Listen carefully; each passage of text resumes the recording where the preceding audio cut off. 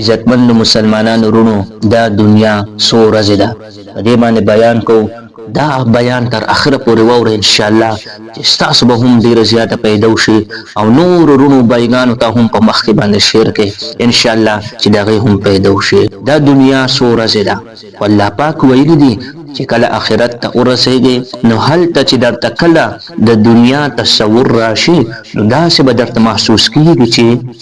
لم يلبسوا الا ساعة من نهار بلاغ هلته تلو سره به داسې معلوم شي چې دنیا ټوله یوه ګنټه وه بس چې کله د دې دنیا تصور راشي چې مونږ په دنیا کې سکول نو داسې به معلومیږي چې په دنیا کې مو یوه ګنټه تیره شوې ده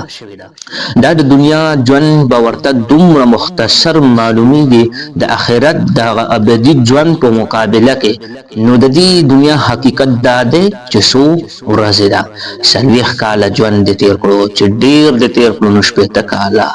چې ډېر نه ډېر وخت دې تیر کړو نو 100 کاله او هغه د آخرت ژوند نامحدود دی چې د هغې هیڅ حد او انتها نشته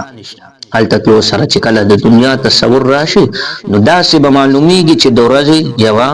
وړه شان حصه تېره کړې ده مونږه او بس ختم شو گویا ته د دې دنیا دپاره خو هر قسم منډې او کوشش کوې کوم چې د یوې ګنټې نه زیات حقیقت نه لري او هغه د آخرت ابدي ژوند دی او د قرآن کریم بنیادی مقصد دا دی چې انسان دغه ابدي ژوند طرف ته متوجه کړي لهذا دغه آخرت د جوړولو فکر کوي په یو حدیث کې رسول الله صلی الله علیه و آله وسلم فرمایي دنیا د پاره دومره کار کوه څومره چې په دنیا کې پاتې کیږي د آخرت د پاره دومره کوه څومره چې په آخرت کې اوسېږي داسې نه چې ته ټول کار خو د لږو ورځو ژوند دپاره خو وکړې او د آخرت دپاره دې هېڅ ونه کړل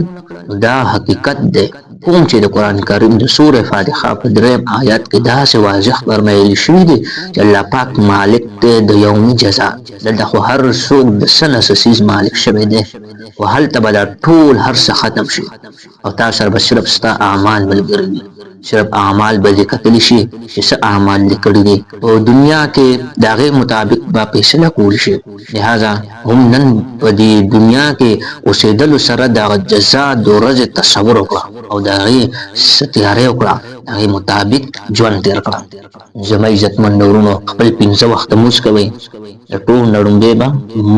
د لمونځ حساب کتاب کېږي چې چا لمونځ صحیح راوخته باقي اعمال دې صحیح راوخیږي دې سره سره قرآن پاک تلاوت کوئ او په نبي علیه الصلاة والسلام باندې چې څومره زیات درود شریف ویلی شي په نبي علیه الصلاة والسلام باندې ډېر ډېر درود شریف وایي دا لنډ درود شریف وایي صلی الله علیه و آله وسلم د ورځې 1000 مرتبه شروع کړئ